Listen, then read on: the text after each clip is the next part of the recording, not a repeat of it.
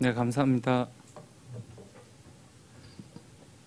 비디오 좀 저희가 3년 만에 여기 와서 말씀드리는 것 같습니다. 저희 사역하는 게 어떤지 잘 모르시는 것 같아서 잠깐 저희 하는 사역하는 것 좀 잠깐 먼저 보여드리겠습니다. 마이크도 좀 켜주시면 설명 좀. 지금 저희 8월달 우크라이나에 있는 지금 모습입니다.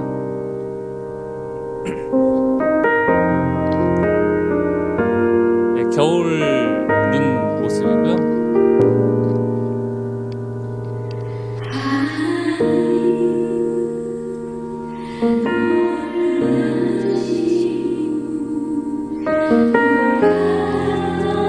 우크라이나 아이들의 그 전통 복장입니다. 저희 교회에서 저희가 말씀 사역하는 모습들이고요. 시간이 날 때마다 저희 성도들하고 이제 카페나 시내에서 제가 1대1 말씀 교육하고 있습니다.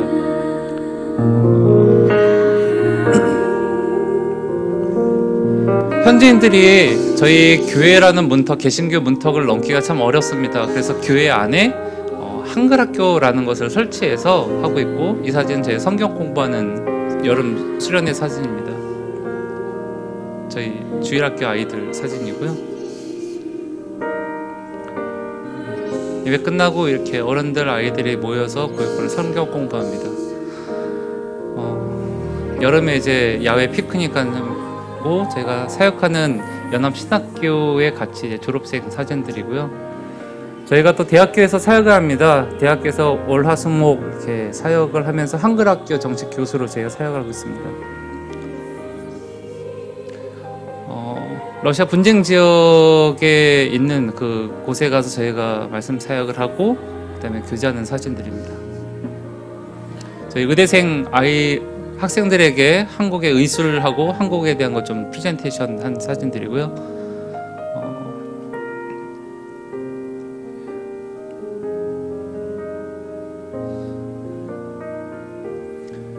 현재 주일학교가 없습니다. 그래서 주일학교 없는 곳에 찾아가서 여름 주일학교 수련회들을 저희가 인도해주고 주일학교를 셋업해주는 일들을 합니다.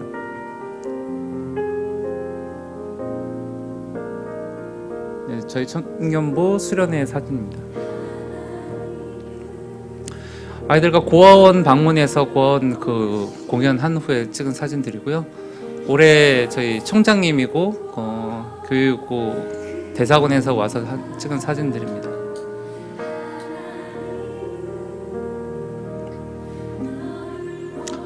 한국에 대한 그 각 좋은 사진들을 제가 전시 1년에 한 번씩 합니다. 준비하는 사진들이고요.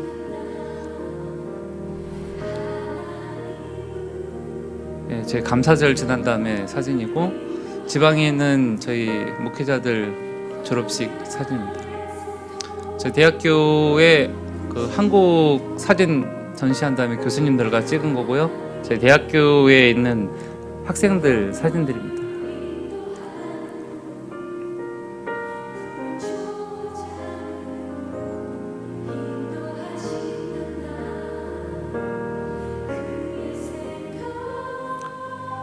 분기별로 제가 신학교 수업을 하고요. 또 한국의 음식들, 문화들을 이제 소개하는 일들을 저희도 하고 있습니다. 제 대학교에서 한복 입고 아이들한테 기념사진 찍은 사진이고요. 저녁에 화수목 금토 금요일까지 저희가 저희 교회에서 이제 한국어 수업들이 계속 있습니다. 10주 과정인데요. 학생들 제가 보시다시피 보통 하면 40에서 50명씩 매년 이렇게 오고 있습니다. 대학교 수업하는 사진이고요.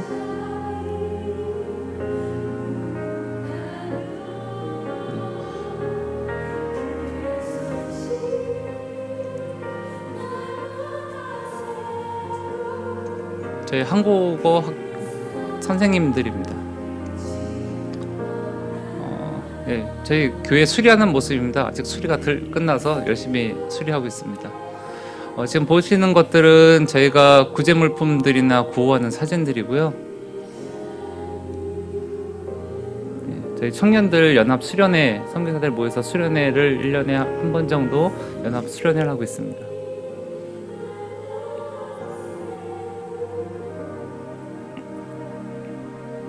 신학교 수업하는 모습이고요. 한글학교 아이들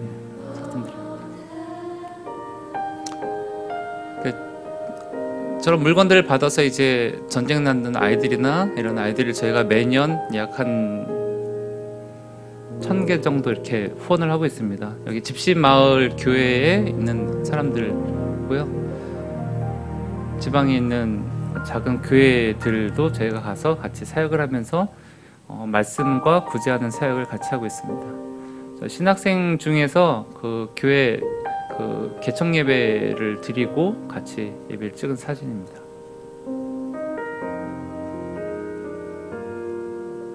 지난 학기에 우리 한글학교 종강식 한 사진들이고요.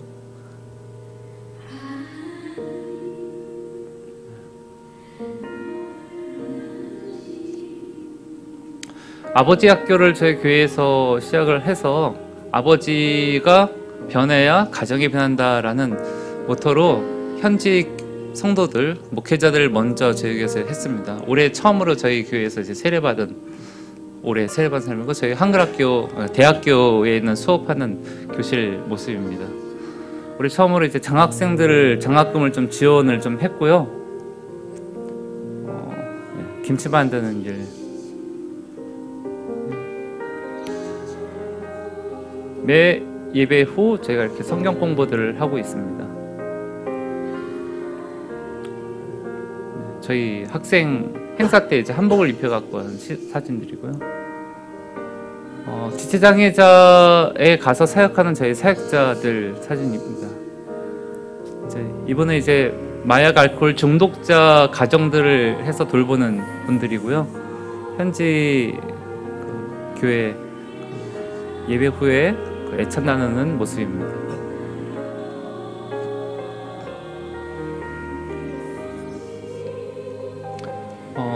제1회 저희 학교에서 말하기 대회, 한국 말하기 대회 한 후에 저희 학교와 참가자들과 사진 찍었습니다.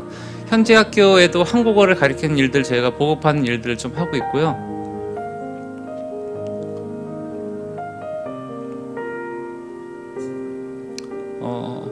올해 6월달, 작년이군요. 작년에 독도는 우리 땅이라고 이렇게 한 행사들을 좀 했었고, 성경 교재들을 저렇게 만들어서 제가 보급 출판하고 있습니다.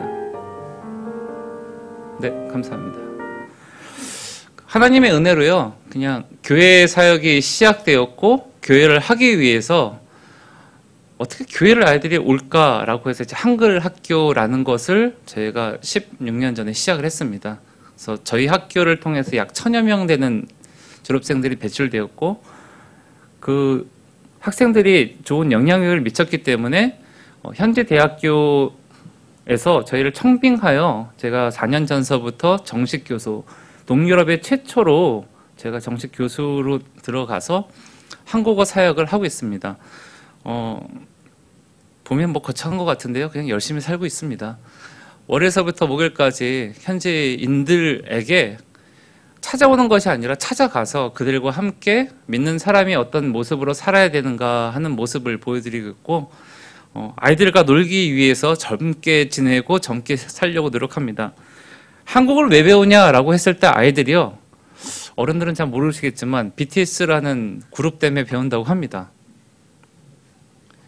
그 BTS가 만약에 교회에 한번 나왔다 그러면 아이들이 많은 믿는 사람이 생길 것 같습니다. 그 아이들에게 한류, K-팝, 문화라는 것을 통해서요, 아이들이 알코올 중독자, 마약 중독자, 자살률들이 실제로 외국에서는 50% 이상이 감소됐습니다. 그것을 너무나 안타깝게 대학교의 사역을 주로 이단들이 합니다. 한국의 선교사들이 상당히 많이 나가 있는데요, 대학교에서 사역하는 선교사들은 동유럽에 저희를 포함해서 4분밖에 안 계십니다. 저희 우크라이나에도요, 그 구원파, 다락방, 신천지, 그 다음에 여호와 증인 등 많은 사람들이 50명, 60명씩 팀을 이뤄서 대학교 사역을 집중적으로 합니다. 여기는 중고등학교 학교 목까지 외국에서 대학생활하자라고 해서 외국으로 보내고 그 아이들을 훈련시켜서 현재 아이들을 포섭하는 것들이 이단들이 하는 지금의 전략입니다. 안타깝게도 대학교에 대한 사역, 청년들에 대한 사역이 저희 교단적으로 너무 약하고 또 관심이 많이 부족합니다. 실제로 저희 총장님이 작년에 한국 사람이 찾아왔었다, 빨리 들어오라고 좋은 얘기가 있다고 해서 찾아가서 들었더니 하시는 말씀이, 이 사람들이 우리 학과 우리 열악한데 우리를 도와주려고 한다, 그들과 같이 일했으면 좋겠다라고 얘기하셔서 전화번호를 좀 주세요라고 해서 그분과 통화를 했었습니다. 다행인지 모르지만 그분이 제가 알고 있는 이단 중에 한 분이셔서, 총장님 이분들과 일하십시오, 저희는 떠나겠습니다. 근데 총장님이 너무 당황을 하셨습니다. 아무것도 묻지 않고 제가 그런 얘기를 했었고, 제가 총장님한테 한 말씀 했습니다. 혹시 받으신 거 있으시죠? 그랬더니 그분이 얼굴이 시뻘개지면서 이들이 학과 발전 기금으로 10만 불을 주었다고. 10만 불 한 1억 2천 정도 됩니다. 영수증 처리되지 않는 10만 불. 그 총장님한테는요 10년치 월급입니다. 그걸 뇌물로 줬어요. 그래서 저는 그 돈을 못 줍니다. 이분들과 하십시오. 그 돈 필요하시잖아요. 그랬더니 총장님이 감사하게도 한참 고민을 하시다가 그 돈을 다시 돌려주시면서 이런 말씀 했습니다. 우리는 당신들과 관계하는 것을 원합니다. 그 적은 영향력이지만 그것을 통해서 믿음의 사람으로서 복음을 전파할 수 있는 작은 기회를 주신 것을 감사하고요. 저희 학교는 좀 특이한 학교입니다. 한국의 육사와 같은 학교입니다. 전국에서 작은 군소 도시에서도 1등 하는 사람들만 지원할 수 있는 특별한 학교고요. 학생들이 약 4,000명 됩니다. 250만 인구에 한국 사람 4명 있습니다. 저희 가족 3명, 또 싱글 선교사 1명.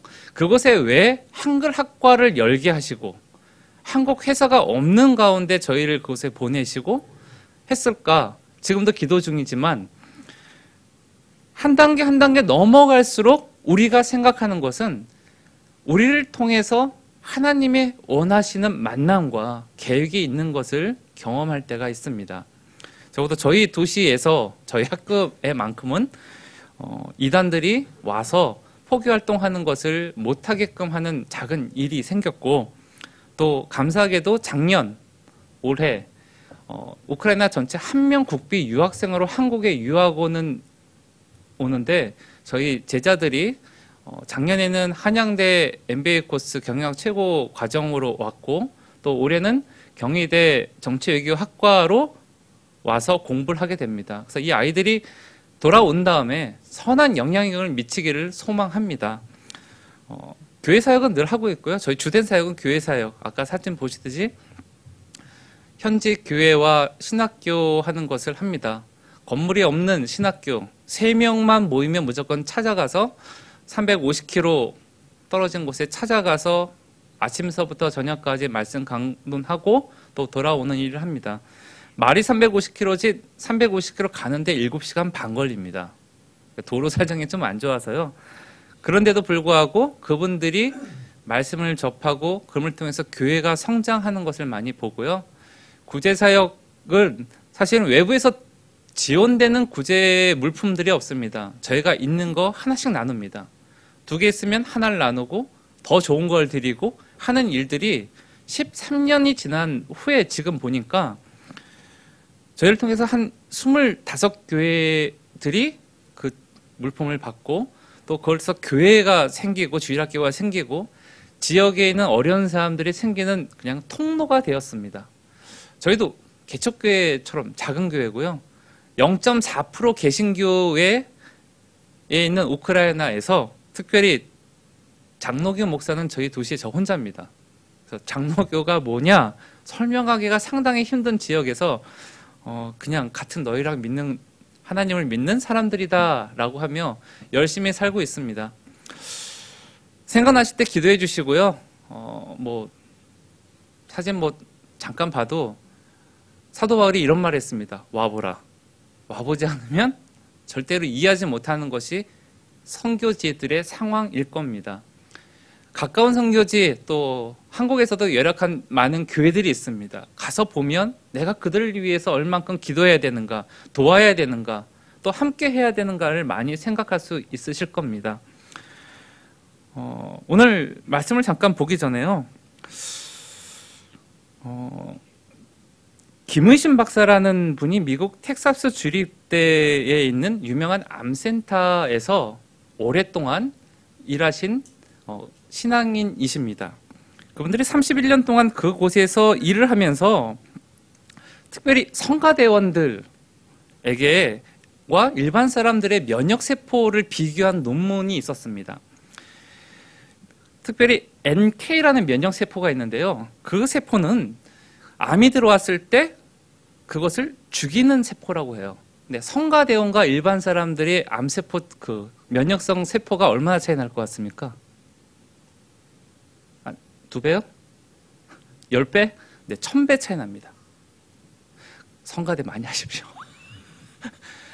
하나님을 예배하고 기쁨으로 찬양하고 감사하고 찬양하는 사람들은요, 그 하나님이 우리를 찬양하는 순간부터 우리 안에 면역성을 회복시키게 만드셨어요. 또 얘기 하나만 더, 이런 얘기 하나 더 해드릴게요. 그 감사 있잖아요. 감사 1분을 하면 24시간 동안 우리 면역력이 증가된답니다. 근데요, 1분간 원망 불편하면요 6시간 동안 면역세포가 무너진답니다. 이게 의학에서 밝혀진 얘기입니다. 여러분 감사하십니까? 감사하면 건강해집니다. 찬양하면 건강해집니다. 그렇기 때문에 감사와 찬양으로 하나님 앞에 드리는 마음으로써 예배를 드리시는 삶 속에서 하나님의 우리를 얼마나 가까이 하는가를 경험하시는 여러분 되길 바랍니다. 오늘 본문의 말씀을 잠깐 보겠습니다. 주위를 둘러봐도 또 저 자신도 봐도요, 세상에서 성공이라는 것을 원하지 않은 사람은 없는 것 같습니다. 특별히 실패를 원하는 사람은 아마 여기에서도 아무도 안 계실 겁니다. 그럼에도 불구하고 실패를 경험할 때가 있습니다. 그때 많은 사람들은요, 자기의 변명을 늘어놓습니다. 무엇 때문에 이렇게 되었어? 누가 날 도와주지 않아서 이렇게 됐어. 앞에서 그런 말만 하지 않았으면 이라고 하는 핑계를 합니다. 이런 변명의 공통점은요, 자신의 환경이 실패를 만들었다라는 것입니다. 즉 다시 말해서 나는 잘못이 없는데 다른 사람 때문이라고 하는 책임 전가예요. 이것을 심리학에서 가인 컴플렉스라고 말합니다. 마치 하나님께 예배를 드린 것이 연락되지 않은 것이 아벨 때문이라고 말을 한 가인과 같은 모습이 우리에게도 늘 있다라는 것입니다. 여러 가지 변명, 핑계 그런 것이 많을지라도 결국 실패의 모든 원인은 거의 대부분은 자기 자신에게 있습니다. 오늘 말씀에서 이스라엘 백성에게 실패한 이스라엘 백성, 넘어진 이스라엘 백성에게 하나님이 하시는 말씀이 있습니다. 그 말씀은 바로 묵은 땅과 같은 너의 마음의 밭을 갈고 새 땅을 얻으라라고 하는 말씀입니다. 하나님은 예레미야 선지자를 통해서 유대인들이 겪은 수치와 부끄러움을 묵은 땅의 역사로서 우리에게 설명합니다. 묵은 땅, 아무도 거둘 수 없는 땅이죠. 농사를 접으신 분들은 아실 겁니다. 겨울에 제일 참여하는 것이 무엇일까요? 바로 땅을 개경하는 일이에요. 굳어있는 땅, 얼어있던 땅, 단단한 땅, 잡초가 있는 땅을 새롭게 개경하는 것입니다. 그 모습을 오늘 본문에서 이스라엘 백성에게 예레미야 선지자가 하듯이 혹시 오늘 주신다는 말씀을 통해서 나의 심령 속에 묵은 땅이 있다면 오늘 우리도 그 땅을 개경해서요, 하나님의 말씀이 심어졌을 때 우리도 그곳에 하나님의 그 말씀의 열매가 나고 뿌리가 나요, 하나님 기뻐하시는 삶을 드리는 모습들이 우리 속에서 나타나기를 소망합니다. 누구나 묵은 땅이 있습니다. 잊고 지내고 싶은 과거가 있고요, 나에게 아픔을 주는 가족들, 벗어날 수 없는 문제와 상처들이 우리에게 다 있습니다. 이것으로부터 자유롭고 싶지만 그것을 어떻게 해야 할지 모를 때가 있습니다. 묵은 땅은 어떤 땅일까요? 첫 번째 묵은 땅은요, 바로 버려둔 땅입니다. 묵은 땅은 버려져 있기 때문에 자풀과 가시덤불이 넘쳐나는 땅입니다. 이것을 좀 다르게 생각하면요, 우리의 심령이 함부로 버려져거나 무관심하게 방치되어서는 안 된다라는 것을 우리는 생각해 볼 수 있습니다. 우리의 마음과 영혼이 버려져 있으면요, 황폐됩니다. 가시덤불과 자풀이 자라나 사탄이 그곳에서 자기가 마음껏 뛰어놀 수 있는 공간으로 만들기 때문입니다. 우리가 예수 그리스도를 믿은 후에 우리의 마음, 우리의 영혼이 말씀과 기도의 훈련을 통해서 하나님이 역사하시는 땅으로 만들어감에도 불구하고 우리는 때로는 그 경건의 훈련이 너무나 힘들고 그것이 마치 필요 없는 것처럼 느껴질 때가 많이 있습니다. 성경에서 말합니다. 기도를 항상 힘쓰고 기도에 감사함으로 깨어있으라. 망령되고 혼탁한 신화를 버리고 오직 경건에 이르는 연습을 하라. 육체의 연습은 약간의 유익이 있으나 경건은 범사에 유익하니 금생과 내생의 약속이라. 사랑하는 성도 여러분, 천국은 좋은 씨를 제 밭에 뿌리는 사람과 같다고 했습니다. 그런데 마태복음 13장에 이 말씀을 한 다음에 사람들이 잘 때 원수가 와서 곡식 가운데 가라지를 뿌리고 갔다라는 말씀이 나옵니다. 잘 때 우리 심령에 가라지라는 것을 심어놓고 갑니다. 원수들이. 주일날 예배를 드리고요, 집에서 예배를 드리고요, 하나님께 찬양을 드리고요, 은혜를 받고요, 너무나 기쁘고 즐거운 마음으로 돌아가는데 내 심령이 잠들 때, 내가 하나님 앞에 깨어있지 않을 때 나도 모르는 누가 내 마음에 가라지를 뿌려놓을 때가 있습니다. 주여, 밭에 좋은 씨를 심지 아니했습니까? 그러면 가라지가 어디서 생겼습니까? 주인은 원수가 그렇게 했다라고 말합니다. 사탄은요, 우리 마음과 영혼에 가라지를 뿌리고 우리가 잠들기를 기다립니다. 그래서 우리가 버려둠과 방심, 무관심으로 잠들어질 때 우리에게 주신 말씀 말고 다른 감정, 다른 상처, 다른 것들을 우리 마음에 심겨 놓습니다. 가라지가 뿌리는 마음은요, 그 영혼은요, 하나님의 말씀으로 이루는 아름다운 열매만을 맺을 수 없습니다. 왜냐하면 가라지도 같이 자라나기 때문입니다. 우리 신앙에서 게으름과 깨어있지 못함으로 믿음의 새로운 변화나 생공이 이룰 수 없을 때 우리는 먼저 해야 될 것이 땅을 갈아야 한다라는 것입니다. 어떤 부분이 혹시 여러분의 신앙에 방치되셨습니까? 하나님을 온전히 내 인격으로 받아들이지 못하는 부분이 어떤 부분입니까? 주여, 주님을 사랑합니다 라고 말하면서 온전히 사랑할 수 없고요, 주님을 위해서 따릅니다 할 때 온전히 따르지 못하는 부분이 우리에게 있다면 우리는 그것을 갈아야 해요. 온전히 주님께 드려야 합니다. 그때 주님이 나의 심령 속에서 온전한 열매를 맺을 수 있을 겁니다. 두 번째 묵은 땅은요, 바로 굳어진 땅입니다. 아무도 사용하지 않기 때문에 굳어진 땅이에요. 우리 생활은요, 때로는 한 가지로 굳어져 있을 때가 있습니다. 이것을 우리는 고정관념이나 편견, 선입관이라고 말할 때가 있습니다. 나의 고정관념, 편견, 선입관이기 때문에 새로운 것을 받아들이지 않습니다. 나쁜 습관으로 굳어져 버릴 때 돌이킬 수 없는 불행과 실패의 요인임에도 불구하고 그것을 고치기보다는 에휴, 이렇게 살았는데 그냥 두자라고 할 때가 있습니다. 굳어진 땅은요, 겸손히 받아들이지 않는 교만과 같습니다. 오늘 본문의 보면요,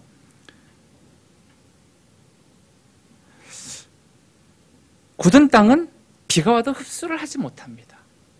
비가 오늘 아까도 왔고 지금도 오고 있는 것 같습니다. 비가 오는데 땅에 흡수하지 못한다, 흘러보낸다는 거죠. 그러면 씨가 있는데 그 물을 먹고 자라나야 하는데 그 모든 것을 흘러보내게 돼요. 하나님께서 말씀하십니다. 이스라엘 백성에게 약속하신 가나안 땅은 비를 흡수하는 땅이라. 신명기 11장에 이렇게 말하고 있는데요, 제가 대신 읽겠습니다. 신명기 11장 10절로 15절 말씀입니다. 내가 들어가 얻으려 하는 땅은 내가 나온 애굽 땅과 같이 아니하니 거기서는 너희가 파송한 후에 발로 물대기를 채소밭의 댐같이 하였거니와 너희가 건너가서 얻은 땅은 산과 골짜기가 있어 하늘에서 내리는 비를 흡수하는 땅이요 내 하나님 여호와께서 공고하시는 땅이라. 새초부터 새말까지 내 하나님 여호와의 눈이 항상 그 위에 있느니라. 내가 오늘날 너에게 명하는 나의 명령을 너희가 만일 청종하고 너희 하나님 여호와를 사랑하며 마음을 다하고 성품을 다하여 섬기면 여호와께서 너희에게 이른 비 늦은 비를 적당할 때에 내시리니 너희가 곡식과 포도주의 기름을 얻을 것이요 또한 육축을 위하여 들의 풀을 나게 하시리니 내가 먹고 배부리라. 우리의 믿음은요, 비를 흡수하는 땅이 되어야 됩니다. 나쁜 습성, 생활 습관, 편견 그만들로 단단한 심령은요, 하나님의 아무리 은혜를 부어주셔도요, 그것을 받아들이지 못합니다. 왜 아침에 일찍 와서 기도하라고 교회에서 했을까? 어릴 때 참 그런 생각을 많이 했습니다. 왜 목사님 예배 시간에 오라고 하지 일찍 오라고 하는가? 왜 부모님은 그렇게 했는가? 저도 3대째 신앙 생활을 하고 있습니다. 근데 보니까 일주일 동안 힘들었던 거, 일주일 동안 지쳤던 거, 내 마음에 은혜를 받아들이지 못하는 나의 심령을 주님 앞에 나와서 기도하고 회개하고 그 마음의 밭을 개경하라는 마음이 아니었는가 생각해 봅니다. 하나님이 우리가 땅을 딱 부드럽게 하면요, 은혜를 주실 때요, 다른 사람보다 갑주를 느낄 때가 있습니다. 옆에 사람은 왜 이렇게 예배 시간이 안 끝나지? 하는 사람도 있지만 나는 그 은혜의 말씀에 의해서 은혜를 받고요, 어떨 때는 감동도 오고요, 하나님 앞에 눈물도 흘리고요, 하나님이 나를 붙들어 주시는구나, 위로하시는구나 라는 그 은혜를 받는 모든 것이 바로 우리의 마음의 심령의 모습이라는 겁니다. 이 고집스러운 믿음을 새롭게 하기 위해서는요, 하나님은 사랑이라는 도구를 사용하시는데요, 그것이 바로 고난과 연단입니다. 우리 믿음이 굳어진 땅과 모습이 있다면 스스로 갈아야 합니다. 하나님, 나 이런 부분 약합니다. 하나님, 나 이거 또 넘어졌어요. 하나님, 나 이거 정말 이것 때문에 힘듭니다. 주님이 만져주세요. 주님이 이것을 갈아주세요. 이것을 더 이상 영향 미치지 않게 해주세요. 라고 주님 앞에 와 부르짖고 기도하는 모습이 우리 모두가 있어야 합니다. 그때 그곳에 조금이라도 땅이 부드러워진다면 하나님 주시는 은혜를 우리는 받을 수 있을 겁니다.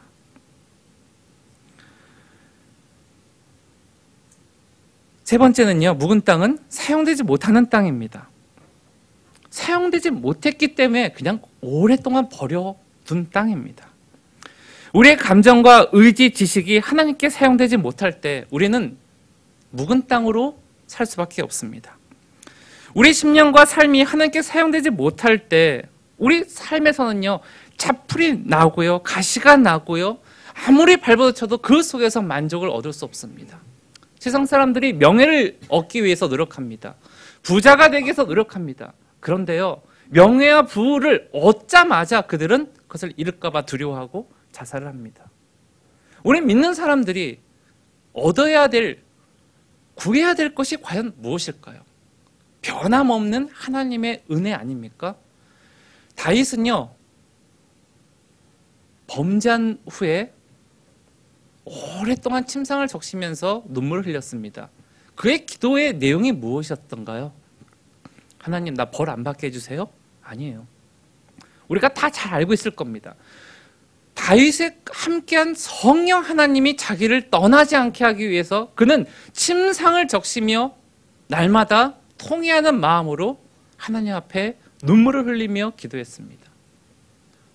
나에게 명예가 떨어질까 봐, 사람들이 날 비방할까 봐, 돈이 없어질까 봐, 병들까 봐가 아니라 자기의 전부인 그 하나님이 자기를 떠날까 봐 두려워했던 다윗의 마음.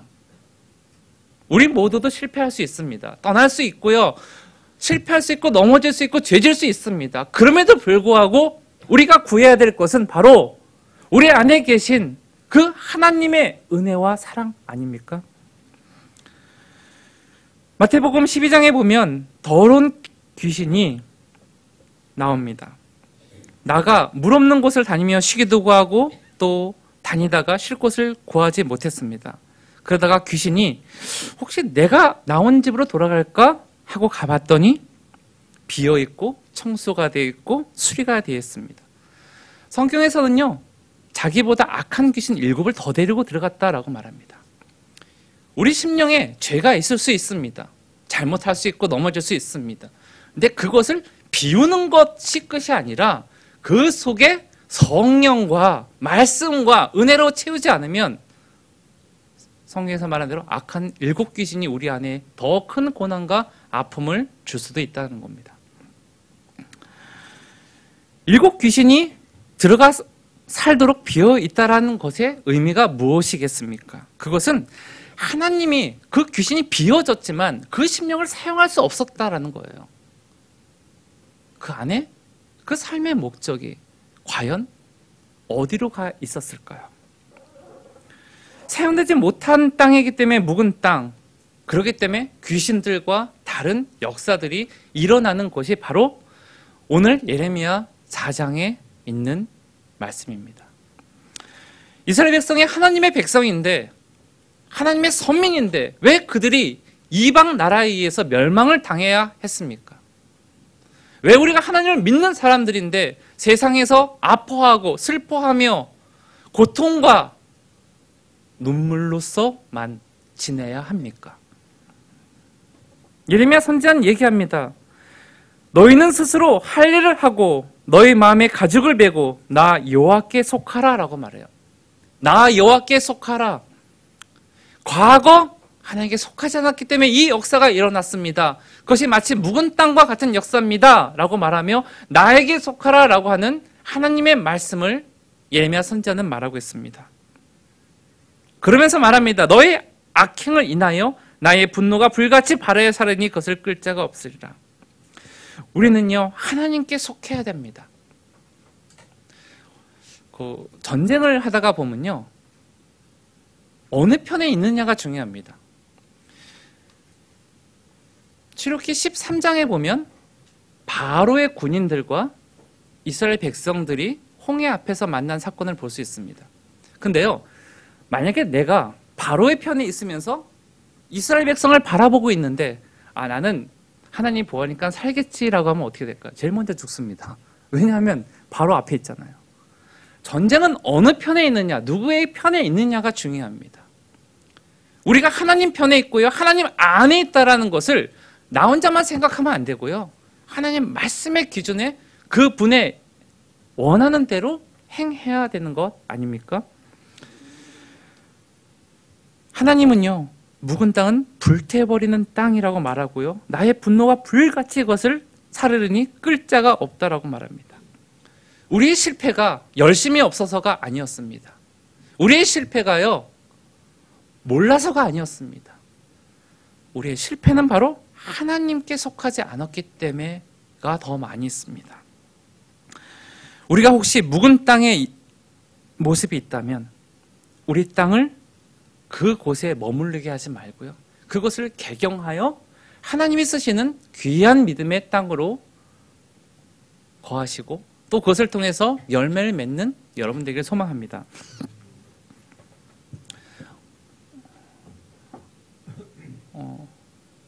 어저께 어디 동굴을 다녀왔습니다. 옛날에 금광으로 썼던 그곳에서 보면서 이런 생각을 했습니다. 혹시 여러분 금광에 있는 그 채굴하는 거 아시죠? 1톤의 돌이 있는데 거기에 몇 그램, 얼마 정도의 금이 있으면 그 사람들이 그것을 개발하고 채굴을 할까요? 우리가 이 질문을 하기 전에 하나 생각할 것은 이것은 사업입니다. 계산이 안 맞으면 사업이란 건 시작하지 않습니다. 자, 1톤의 돌이 있어요.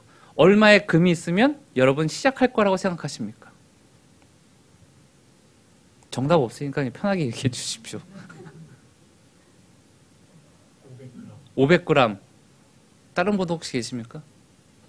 500g도 보면 0.5%예요. 0.5%. 없으시면 다 아시는데 부끄러워하신 줄 알고 2g입니다. 0.002%의 가능성에 세상 사람들은 물질과 힘을 투자합니다. 전능하신 하나님이요, 우리를 구원하셨습니다. 몇 프로의 가능성이 있을까요? 0.02%보다 많겠죠. 전 그렇게 믿고 싶고요, 그렇다고 하고 싶습니다. 예수 그리스도가 십자가에 달려 들어가신 그 보혈의 피의 능력이 정말로 의미가 없을까요? 하나님이 정말 내가 죄인으로 살다가 하나님을 아프게 하고 하나님을 거역하게 하다가만 살다가 죽기 위해서 하나님이 나를 구원하셨을까요? 아니요.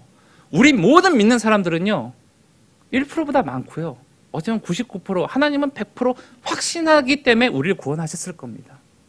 그런데도 우리는 얘기합니다. 하나님의 능력을 믿지 않고요, 나의 능력을 바라봅니다. 난 이거 못해. 전에도 못했어. 난 할 수 없어. 그건 믿음이 아닙니다. 믿음은요, 말씀이고요, 믿음은요, 그분을 받아들이는 거예요. 하나님이 나를 구원하셨는데, 날 자녀 삼으셨는데 아직도 나는 죄인입니다. 아직도 나는 부끄럽습니다. 아직도 나는 못합니다 라고 하다가 우리 삶을 마감하는 것이 주님의 뜻일까요? 아닐 겁니다. 그렇기 때문에 오늘의 말씀을 통해서 만에 하나 내가 버려둔 심령이 있다면, 버려둔 땅이 있다면, 버려둔 생각이 있고 나의 삶의 부분이 있다면 그 부분을 주님께 드리십시오. 그리고요, 그것을 통해서 하나님이 거하시게 만드시고요, 여러분이 사는 동안 하나님이 나를 통해서 이렇게 하셨어 라는 믿음의 고백이 매 순간마다 선포되고요, 매 순간마다 고백되고요, 하나님이 그 나라를 가시기 전까지 내가 사는 곳이 하나님과 동행하기 때문에 이곳이 천국입니다, 그렇기 때문에 영원한 하늘나라에 가기를 나는 소망합니다라는 소망을 가지시며 믿음 생활하시는 여러분들에게 소망합니다. 묵은 땅, 버려둔 땅입니다. 묵은 땅, 굳어둔 땅입니다. 묵은 땅, 사용되지 못한 땅입니다.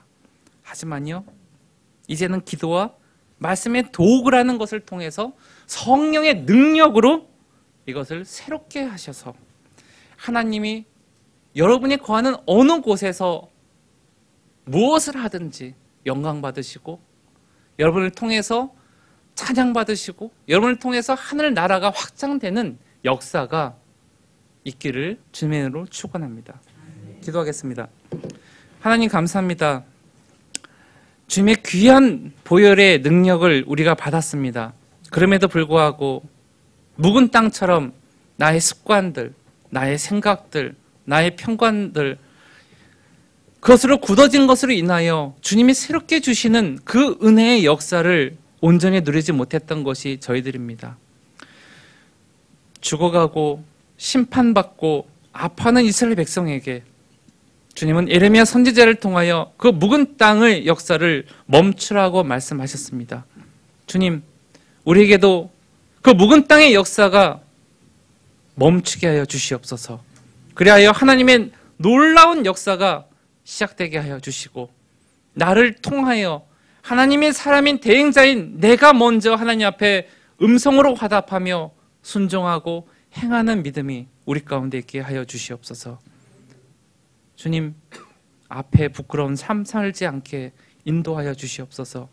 나에게 주신 힘, 지식, 능력, 경험들을 온전히 주님의 나라의 영광을 위하여 사용되게 하여 주시고, 오늘 넘어질지라도 내일 다시 일어나 하나님의 영광을 찬양하며 그의 영광의 은혜에 동참할 수 있는 저희에게 인도하여 주시옵소서. 모든 것을 감사하며 우리를 구하신 예수 그리스도의 이름으로 기도합니다.